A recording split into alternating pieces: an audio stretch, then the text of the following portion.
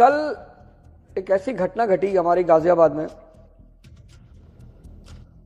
उस घटना ने पूरे मन को एकदम झकझोर के रख दिया।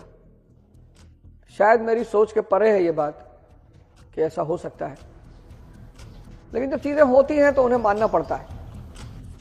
3 बहनें 16 साल, 14 साल, 12 साल, मतलब वीडियो गेम नहीं छोड़ सकते। पानी में वीडियो गेम नहीं छोड़ सकते। पापा मम्मी हमें माफ करना, हम वीडियो गेम नहीं छोड़ सकते और 9 मंजिल से छलांग लगाकर जान देंगे। मन को समझना आज के समय में अनिवार्य हो गया है। आप मानसिक स्थिति देखो, एप्स्टीन फाइल्स, जेफरी एप्स्टीन, मुझे इससे कोई मतलब नहीं उसमें किसका नाम है किसका नहीं है। वो एक गाने की लाइन है ना कि हम में से हर एक है पापी, थोड़ा कोई ज्यादा। तो राजेश खन्ना की एक फिल्म है, उसमें उन्होंने गाना गाया है कि इस पापन को आज सजा देंगे मिलकर हम सारे, लेकिन जो पापी ना हो वो पहला पत्थर मारे। सब पापी हैं, सब पापी हैं, सब। और ये सब के सब मानसिक विकृतियों का परिणाम है। मतलब आप अंदाजा लगाओ, ये जितने पैसे वाले लोग हैं, अमीर तो मैं कभी नहीं कहता नहीं, अमीरी तो सिर्फ उसके पास है जिसका मन उसके कब्जे में है, बाकी सब भिखमंगे हैं। लेकिन लोगों ने अपने आप को बचाने के लिए कहा कि जो पैसा मांग रहा है वो भिखारी है। हर वो व्यक्ति जो कुछ भी मांग रहा है वो भिखारी है। जेफरी एप्स्टीन केस में जितने लोग पकड़े गए हैं, वो क्या था? सुख की ही तलाश थी। मतलब धन इनको सुख नहीं दे पाया, पैसा इनको सुख नहीं दे पाया।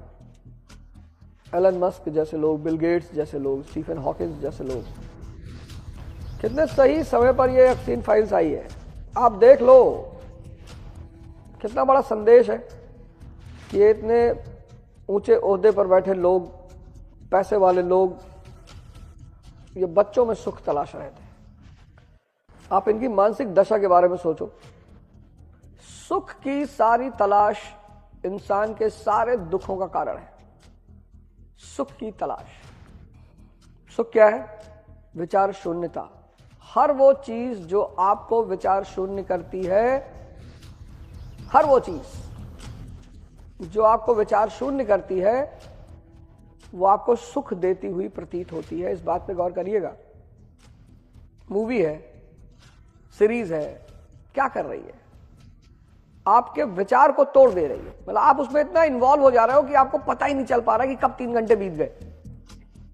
आप मूवी ले लो, आप एडवेंचर ले लो, भाई 800 मीटर खाई में आप छलांग लगा रहे हो, तो जितने, कभी आप देखो कुछ लोगों को हाइट फोबिया होता है, वो ऊंचे से नीचे नहीं देख पाते, क्योंकि ऊंचाई से नीचे देखना विचार शून्यता पैदा करता है। आप दुबई जाओ, 5000 रुपए लेते हैं बुर्ज खलीफा पे ले जाने के लिए, 165 मंजिल। 165 मंजिल की ऊंचाई पे जाके नीचे देखना बड़ा अच्छा लगता है, क्योंकि आप विचार शून्य हो जाते हो। हर वो चीज जो आपको विचार शून्य करती है, आपको सुख देती हुई प्रतीत होती है। बस यही सारा सुख का खेल है, बाकी कुछ भी सुख का खेल नहीं। इस इतनी बात को पकड़ लेना ही दुनिया में सबसे बड़ी उपलब्धि है। मैं इस लाइन को फिर से रिपीट करूंगा। आप गौर करो, आप एक्सपेरिमेंट करो। अगर आपके पास चुनौतियां बहुत ज्यादा हैं, तो विचार बहुत ज्यादा होंगे। विचार बहुत ज्यादा होंगे, अशांति बहुत ज्यादा होगी। अशांति बहुत ज्यादा होगी तो बेचैनी, एंजाइटी, स्ट्रेस। अब आपको इनसे बचना है तो आप सीरीज देखने लगोगे दिन भर, आप मूवी देखने लगोगे, नशा करने लगोगे, सेक्स की तरफ भागोगे, हस्त मैथुन की तरफ भागोगे। ये सारा खेल जो है ना, आप गौर करो, भाई आप कमरे में अकेले पढ़ रहे हो और आपके पास चुनौतियां बहुत ज्यादा है, तो जहां चुनौती ज्यादा होगी वहां विचार ज्यादा होंगे, जहां विचार ज्यादा होंगे वहां अशांति होगी, जहां अशांति ज्यादा होगी वहां स्ट्रेस होगा, एंजाइटी होगा, डिप्रेशन होगा। ये सब जुड़े हुए हैं एक दूसरे से, अपने आप नहीं हो रहा कुछ भी। जो भी अपने मन को बेलगाम रहने देगा वो बहुत परेशान रहेगा जीवन में।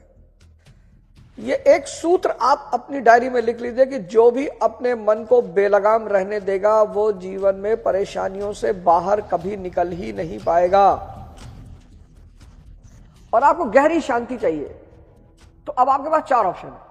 या तो आप YouTube खोल के सीरीज देखने लगोगे और सीरीज भी हत्या और अपराध पे बेस्ड है, या फिर आप हस्तमैथुन की तरफ भागोगे।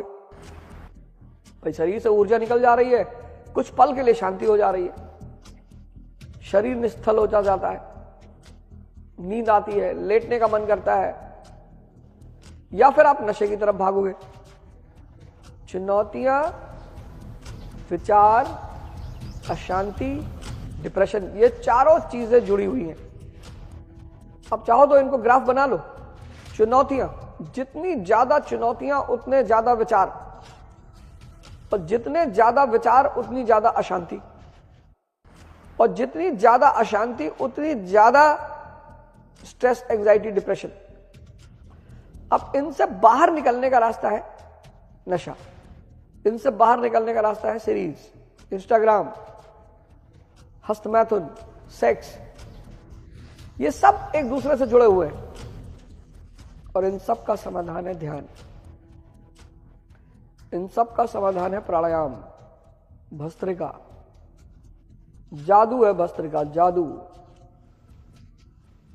और मोबाइल चूंकि हाथ में है, पहले यह था भाई टीवी है तो टीवी देखना है तो कमरे में जाना है। अब बस में टीवी नहीं थी, स्कूल में टीवी नहीं थी, डिग्री कॉलेज में नहीं थी, मतलब आप घर से बाहर निकले टीवी आपके हाथ से गायब। लेकिन ये मोबाइल जो हाथ में आ गया, मतलब आदमी कम से कम वॉशरूम में फ्री होकर बैठता था। आप एक लाइन बनाइए जहां लिखिए आप चुनौतियां, विचार, अशांति, डिप्रेशन, और उसके पैरेलल में दूसरी लाइन बनाइए और लिखिए नशा, सीरीज, मूवी, हस्तमैथुन, सेक्स। और ये दोनों लाइनें एक दूसरे से जुड़ी हुई हैं। तो अब इनसे बाहर कैसे निकला जाए? समस्या पता हो गई, पहले तो समस्या ही नहीं पता थी। अब ये दोनों लाइन आप बना लीजिए, चुनौतियां, विचार, अशांति, डिप्रेशन। एक लाइन ये हो गई कि चारों चुनौतियां ज्यादा है इसलिए विचार ज्यादा है, विचार ज्यादा है तो अशांति ज्यादा है, अशांति ज्यादा है तो डिप्रेशन, स्ट्रेस, एंजाइटी। पैरेलल में लिख लीजिए कि नशा, सीरीज या मूवी, हस्तमैथुन, सेक्स। अब ये दोनों लाइनें एक दूसरे से जुड़ी हुई। अब आप इसको खत्म करना चाहते हैं, नशे को खत्म करना चाहते हैं, हस्तमैथुन को खत्म करना चाहते हैं, इनको खत्म करना चाहते हैं, लेकिन आपको पता नहीं कि ये जुड़ा किससे है। ये जुड़ा अशांति से, स्ट्रेस से, एंजाइटी से। तो आप इसको खत्म करने के बजाय अगर आप अशांति खत्म करने पर ध्यान दें तो वो अपने आप खत्म हो जाएगा। चुनौती हस्तमैथुन नहीं है, सेक्स नहीं है, नशा नहीं है, चुनौती है अशांति। अशांति की वजह है अत्यधिक विचार, अत्यधिक विचार की वजह है चुनौतियां। तो ध्यान, ध्यान कर तो पाएंगे नहीं, तो फिर क्या करना है? सांस, आंख बंद करके सांस को पकड़ने की कोशिश करना है, सांस को देखना है। जितना ज्यादा आप सांस के प्रति जागरूक होते जाएंगे उतने ज्यादा विचार शून्य होते जाएंगे, अशांति खत्म होगी, स्ट्रेस खत्म होगा, एंजाइटी खत्म होगा। और जैसे ही अशांति, स्ट्रेस और एंजाइटी खत्म होगा वैसे ही नशा खत्म होगा, मोबाइल खत्म होगा। पूरे दिन कोशिश कर रहा है, जैसे ही अशांति घेरे तुरंत आंख बंद करनी है। जैसे ही, अब दिन भर अगर अशांति घेर रही तो दिन भर बंद किए बैठे रहो। भगवान आप सबकी मदद करे, सहायता करे, आप सबको इस संकट से बाहर निकाले। ब्राह्मण अगर इतने शोषण करता होते, कबीर को ईसा मसीह की तरफ लटका दिए होते। बनारस में बैठ के कबीर दास जी कहते हैं, बनारस में पाथर पूजे हर मिले तो मैं पूजू पहाड़, और ताते तो चकिया भली पीस खाए संसार। कबीर दास जी कहां कह रहे हैं? बनारस में। गढ़ है ब्राह्मणों का।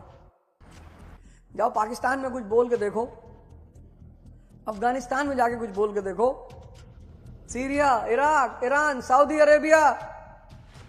कबीर दास जी बनारस में बैठे हुए, बनारस में, और वहां कह रहे हैं स्वामी ये संत रविदास जी कहां बैठे हैं? बनारस में, और वहां कह रहे हैं कि जो ब्राह्मण गुणहीन है उनकी पूजा मत करिए। किसने क्या कहा? ये बात तो बड़ी शानदार है भाई। टाइटल लगा है तिवारी और दारू पी के नाली पड़े, तब तो ब्राह्मण की एक सिंपल परिभाषा है, जो दुनिया को अच्छी दिशा दिखा रहा है, बस वो ब्राह्मण है। भगवान कृष्ण कह रहे हैं कि ये चतुर्वर्ण को मैंने बनाया है, और बहुत सारे यादव जी लोग सोशल मीडिया पे कह रहे हैं कि ब्राह्मणों ने बनाया है।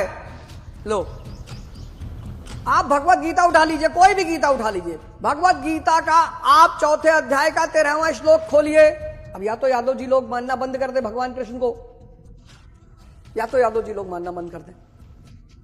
ये भगवान कृष्ण कह रहे हैं, भगवान कृष्ण। लोग बड़ा ब्राह्मणों पे इल्जाम लगाते हैं, सब ब्राह्मणों की रचना है। लेकिन एक बात मैं आपसे कहूंगा कि जिस वर्ण व्यवस्था की भगवान कृष्ण बात कर रहे हैं वो ब्राह्मणीय वर्ण व्यवस्था से अलग है।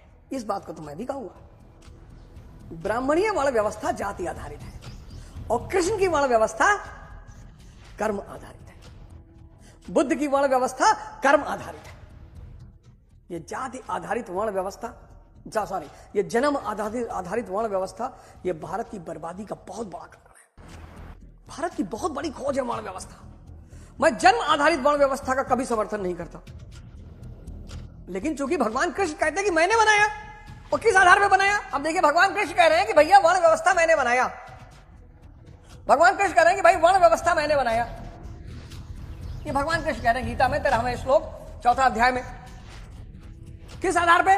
कर्म के आधार पे। और कर्म मतलब आराधना। पिछले श्लोक में 12वें श्लोक में मैं आपको बता चुका हूं।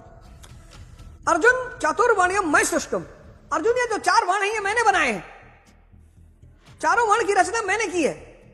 तो क्या मनुष्यों को 4 भागों में बांट दिया? श्री कृष्ण कहते नहीं, गुण कर्म विभागशः। गुणों के माध्यम से कर्म को 4 भागों में बांटा गया है। ये डायग्राम बनाने जा रहा हूं, 4-5 लाख करोड़ का है। कभी मौका मिले तो दे दीजिएगा। भगवान करे आप 10 लाख करोड़ कमा ले कि हमको उतना दे दे। तो सबसे ऊपर ब्राह्मण, दूसरा क्षत्रिय, तीसरा वैश्य, चौथा शूद्र। ब्राह्मण, क्षत्रिय, वैश्य, शूद्र, चारों किस पे आधारित है? कर्म पे आधारित है। इस डिवीजन का पैमाना क्या है? गुण। कौन से गुण? सत्व, रज, तम। अब जिसके अंदर तमस बहुत ज्यादा है वो क्या होगा? वो क्या होगा? आलसी होगा, आलस्य। किसका शिकार होगा? निद्रा का, प्रमाद, कर्म में ना प्रवृत्त होने का स्वभाव, जानते हुए भी अकर्तव्य से निवृत्ति ना हो पाने की विवशता रहेगी। यह शूद्र है। आलस्य, 40 घंटा सो रहे हैं, दिन तो वैसे 24 घंटे का होता है, वो सोने में भी 15 घंटा और मार लेते हैं, सपने में भी सो रहे हैं। शूद्र, तमस की प्रधानता यानी शूद्र। अब आज आप चेक कर लो आप में से किसके अंदर ये सब गुण है। बड़ा महान देश है भारत। बड़ा दुख होता है जब मैं आजकल देखता हूं लोगों को एक दूसरे को गाली देते हुए। मैं सोचता हूं ऐसे ही 18वीं शताब्दी में जब अंग्रेज आए, देखे सब एक दूसरे को गाली दे रहे, बोले भाई कब्जा कर लो। क्लाइव, वॉरेन हेस्टिंग, ये लोग जब बैठ के देखे बोले भाई ये तो सब आपस में लड़ रहा है। मुझे समझ में आता है 70-75 साल हो गए आजादी के, कोई मारा नहीं और पुरानी आदत है मार खाने की। तो एक भाई दर्द, तो आदत कहां जल्दी छूटती है? आदत कहां जल्दी छूटती है? आदत छूटती नहीं, सब एक्टिवेटेड है। लाठी बल्ला मार डालो है तरीके। किसको? हमको नौकरी नहीं मिल रहा है। कंपाउंड का परिभाषा बताओ है? कंपाउंड वो जो बिल्डिंग के चारों तरफ होता है वो कंपाउंड होता है। अच्छा, बिना आरक्षण के डॉक्टर अंबेडकर भगवान बन गए। बिना आरक्षण के डॉक्टर अंबेडकर भगवान बन गए। भगवान, कितना महान व्यक्तित्व रहा होगा वो आदमी। आरक्षण मिला, अच्छा हुआ, बढ़िया हुआ। पिछड़े वर्ग को मुख्य धारा में लाने का माध्यम बना। पिछड़े वर्ग को मुख्य धारा में लाने का माध्यम है वो। सिंपल। भाई राजस्थान में एक समुदाय है मीना, मेरे बड़े सारे मित्र हैं। उस समुदाय ने आरक्षण का बहुत अच्छा फायदा उठाया। आप उठा के देख लो इंडिया में IAS IPS सब मीना भरे हुए।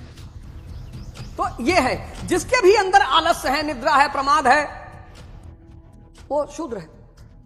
अब ये शूद्र क्या करेगा? फॉर्मूला देखो, 2 घंटे आप आराधना में बैठते हैं, इस कर्म के लिए प्रयत्नशील होना चाहता है, किंतु 10 मिनट भी अपने पक्ष में नहीं पाते। जैसे बहुत लोग ध्यान करने बैठते हैं, कहते हैं भैया हम बैठते तो हैं, ध्यान होने, शरीर अवश्य बैठा है, लेकिन जिस मन को बैठाना चाहिए वह हवा से बातें कर रहा है, कुतर्कों का जाल बुन रहा है, तरंग पर तरंग छाई है, तो आप बैठे क्यों हैं?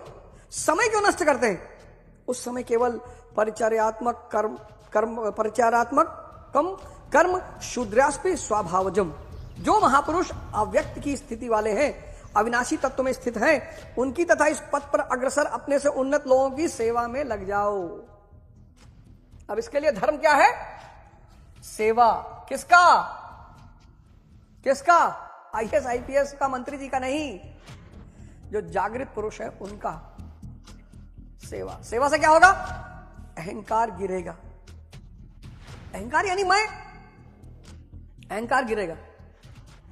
जितना जितना अहंकार गिरता जाएगा उतना उतना मैं गिरता जाएगा, और जितना जितना अहंकार और मैं गिरता जाएगा उतना उतना आपकी चेतना निखरती जाएगी, और जितनी चेतना निखरती जाएगी उतना विवेक पैदा होता जाएगा।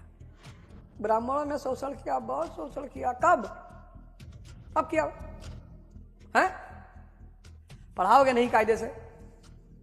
किसी दलित संगठन को मैंने अंबेडकर पर निश्चित समय अवधि पर चर्चा करते हुए नहीं देखा। पढ़ाओ यार, ऑर्गेनाइजेशंस बनाए हो तो बुलाओ लड़कों को, उन पर चर्चा करो, संगोष्ठी करो, पढ़ाओ उनको। तब तो नकल कराए, नकल करा करा के लाए 92%, पढ़े तो है नहीं। भाई डॉक्टर अंबेडकर की ताकत का राज क्या है? शिक्षा। एक दलित लाके दिखाओ मुझे, एक जिसके पास अच्छी शिक्षा हो और जीवन में वो व्यवस्थित ना हो। एक लेकर आओ। डिग्री की बात नहीं कर रहा हूं, ज्ञान की बात कर रहा हूं। एक लेकर आओ, एक। स्वाभाविक नहीं है, क्या दलित, क्या ब्राह्मण, क्या क्षत्रिय, क्या मुसलमान, क्या हिंदू, जिसके पास भी सही शिक्षा है वो व्यवस्थित है। अब अपनी कमियां नहीं गिना रहा है। राजनीतिज्ञों को देखो, दिमाग देखो, उलझा रहे हैं आपको। ब्राह्मणों ने शोषण किया, भाई इंडस्ट्रियलाइजेशन कर देते यूपी बिहार में पिछले 75 साल में, तो पैसा बढ़ता लोगों के पास, अच्छी शिक्षा बढ़ती, पैसा बढ़ता, अच्छी शिक्षा बढ़ती, इंडस्ट्री बढ़ती, इंफ्रास्ट्रक्चर बढ़ता, अर्थव्यवस्था बदलती, समाज बदलता। चीन ने बदला कि नहीं बदला? यूरोप का इतिहास पढ़ो, 1000 साल तक पादरियों ने आतंक मचाया वहां पे, व्यवस्था की वजह से। लेकिन पुनर्जागरण हुआ, भौगोलिक खोजें हुई, इंडस्ट्रियल रेवोल्यूशन हुआ, पूंजीवाद आया, पूरा यूरोप बदल गया। आज वो अपने पुराने समय को याद करते हैं? नहीं करते। अजीब सा देश है यार। नेता चाहिए अपराधी, शेर आया, शेर आया, शेर आया। आदमी है कि जानवर है? नहीं नहीं, है तो भैया आदमी। शेर आया, शेर, फलाना शेर, धमाका शेर। इतना शेर पैदा होगा इस कंट्री में इस वक्त कि अब जंगल में शेरों की जरूरत ही नहीं। ये हिंदू शेर नहीं आ रही, वो हिंदू शेर आ रहा है, वो मुस्लिम शेर आ रहा है। अरे भैया मेरे, देश है कि जंगल है? जहां देखो शेर ही आ रहे चारों तरफ। जहां देखो शेर, दलित शेरनी, हिंदू शेरनी, ब्राह्मण शेरनी, क्षत्रिय शेरनी। जो नेता 10 गाड़ी से निकल रहा है, शेर आया, शेर आया। अबे नेता चुने हो कि मदारी चुने हो? गजब देश है भाई। फिर कह रहा जी बहुत परेशान है जी, बहुत लूट लिया जी नेताओं ने। बस शेर चुने हो तो तुम्हारा शिकार तो करेगा ही। जब शेर नेता चुने हो और तुम हो भेड़, तो भेड़ों ने शेर नेता चुन लिया। अब वो शेर नेता तुम्हारा शिकार कर रहा है तो तुम चिल्ला रहे हो। पढ़ा लिखा विद्वान नेता चुनते, डॉक्टर अंबेडकर टाइप का, राम मनोहर लोहिया टाइप का, जवाहरलाल नेहरू टाइप का पढ़े लिखे विद्वान। तो नेहरू की अगर बात तुमसे की जाए तो तुम तो कहोगे नेहरू जी, अरे भैया उनका एडविना से अफेयर था, तुम्हारा तो तुम्हारी नौकरानी से भी नहीं हुआ। तो वाइसरॉय की पत्नी से अफेयर है। पंचशील सिद्धांत जानते हो? नहीं भैया। नॉन अलाइन मूवमेंट जानते हो? नहीं नहीं, ये तो नहीं जानते। तब काहे नेहरू पे कमेंट कर रहे हो? कमेंट कर रहे हैं नेहरू पे, और इनको कुछ बोल दो। अब ठीक है भाई, अब बोलोगे गाली दे। एक नई चीज पकड़ ले, गाली देना। गाली दे रहे हो तो डीके हो तो दो गाली, क्या फर्क पड़ता है भाई? अर्जुन ने अभिमन्यु की मां को चक्रव्यूह का सिद्धांत बताया जब पेट में था अभिमन्यु, तो वो चक्रव्यूह का सिद्धांत जानकर पैदा हुआ। तुम्हारे बाप ने तुम्हारी अम्मा को गाली देता रहा होगा तो तुम पेट में थे, वही सीखे। तुम्हारी गलती नहीं है दोस्त, तुम्हारे पिता अगर अर्जुन होते तो तुम भी चक्रव्यूह भेदने का सिद्धांत जानते। हा? मरना है नहीं, मेहनत करना है नहीं, तपस्या करना है नहीं, जी तावीज बना दो। तावीज जवानी में या तो सिकंदर बनोगे या मजनू बनोगे। मजनू बनना बड़ा आसान है। सर हमारा गर्लफ्रेंड सर हमसे नहीं बात कर रहा, साला ऐसा कोई दिन नहीं जाता जब मैं भाई काउंसलिंग सेशन भी चलता है। हम मरा हुआ हो ना, रावण मर गया, मंदोदरी ने विभीषण से शादी कर ली, बाली मर गया, तारा ने सुग्रीव से शादी कर ली। लेकिन शंकर जी अमर है, प्रभु है, भगवान है, पार्वती जी उन्हें नहीं छोड़ के जा सकती। तो तुम बनो ना भगवान शंकर जैसे, 10% बन जाओ यार, ज्यादा नहीं बन सकते, 10% बन जाओ, 15% बन जाओ। तुम माइनस में चल रहे हो, डिप्रेशन हो जा रहा है तुमको। देखो देखो, हम सब शूद्र की अवस्था में पैदा होते हैं, हम सब आलस्य, निद्रा, प्रमाद, सेवा करनी पड़ेगी, अहंकार घटेगा, सात्विकता बढ़ेगी, तामस कम होगा, वैसे हो जाएंगे। इस इंद्रिय संयम की रक्षा करनी पड़ेगी, पॉजिटिविटी को की रक्षा करनी पड़ेगी, फिर सात्विकता का बाहुल्य हो जाएगा, रजस बचेगा, फिर रजस पूरी तरह खत्म, सिर्फ सात्विकता बचेगी, आप ब्राह्मण हो जाओगे। आप सम्मान चाहते हो ना, आप सम्मान चाहते हो, सम्मान चाहते हो तो शक्ति पैदा करो, सिर्फ टाइटल लिखने से कुछ नहीं होगा। और सारी तमन्नाएं ताकत पर निर्भर करती हैं। T=T, तमन्ना है और ताकत नहीं है तो तमन्ना कभी नहीं पूरी होगी। अब 18th सेंचुरी में जब भारत गुलाम होना शुरू हुआ, 1757 battle of Plassey, 1757 battle of Plassey, और वहां से भारत गुलाम होना शुरू हुआ। 19th सेंचुरी पहुंचते पहुंचते भारत का एक बहुत बड़ा भूभाग गुलाम हो गया। लोग मार खाने लगे और बुरी तरह मार खाने लगे, लूटे जाने लगे। भारत पर पहला भी कब्जा हुआ, तुर्कों का कब्जा हुआ, मुगलों का कब्जा हुआ, लेकिन ये भारतीय हो गए, अंग्रेज, और वो भी ईस्ट इंडिया कंपनी। और कंपनी को प्रॉफिट के सिवा कुछ चाहिए नहीं, लोगों की आंतें निकाल ली, खून निकाल लिया, लोग बड़े परेशान। पुरोहितों ने कहा कि भाई कलयुग शुरू हो गया है, अब कलयुग कहां ढूंढोगे। मुसलमान पुरोहितों ने कहा कि अल्लाह परीक्षा ले रहा है, जब अल्लाह परीक्षा ले रहा है तो किसकी औकात है जो उसे काट दे। लेकिन तब आप देखोगे 19वीं शताब्दी में, 19th सेंचुरी में एक आदमी आता है, उसका नाम है राजा राम मोहन रॉय। अब देखो पढ़ाई का महत्व।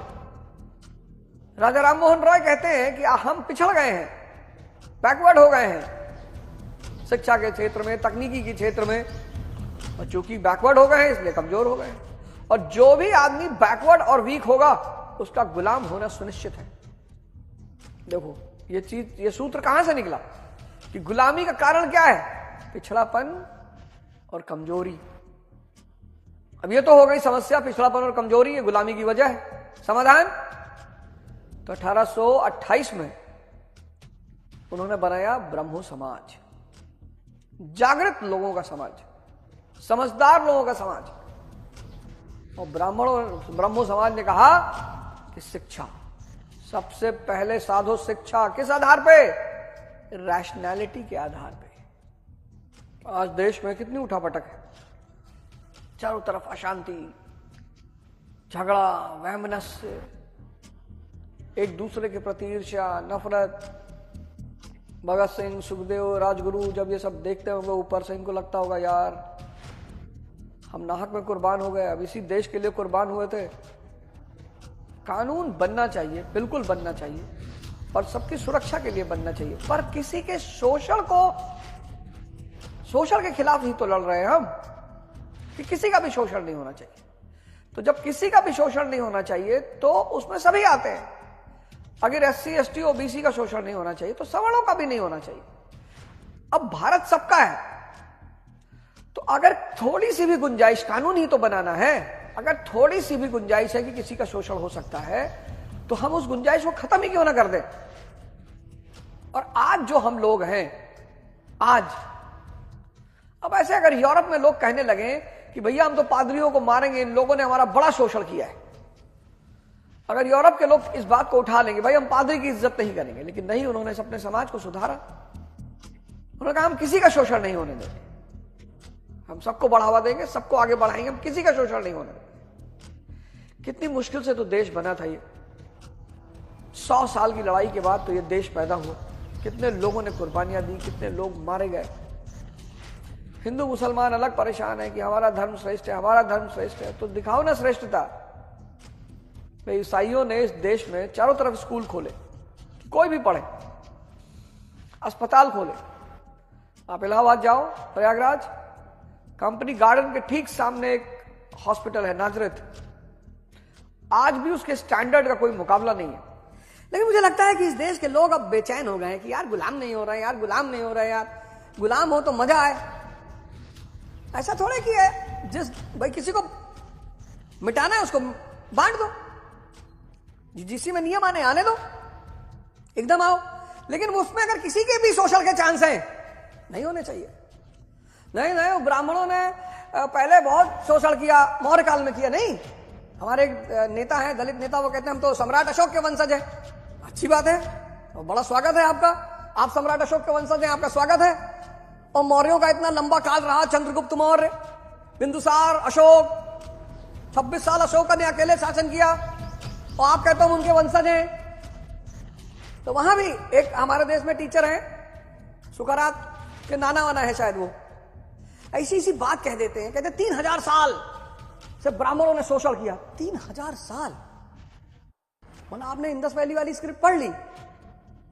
हाँ, और क्या भाई, इंडस वैली वाली स्क्रिप्ट पढ़ ली होगी तो उनको बाहर निकालना चाहिए ना उस स्क्रिप्ट को। तो ब्राह्मणों का एक राजा हुआ पुष्यमित्र शुंग, उत्तर भारत में। मौर्यों ने इतना लंबा शासन किया, उन्होंने भी यार दबाया नहीं। फिर वो गुप्त, उनका लंबा शासन था, फिर तुर्क, फिर मुगल।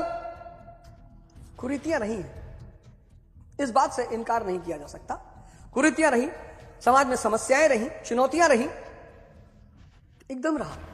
देश है वीर जवानों का, अलबेलों का, मस्तानों का, इस देश का यारों क्या कहना। जय हिंद।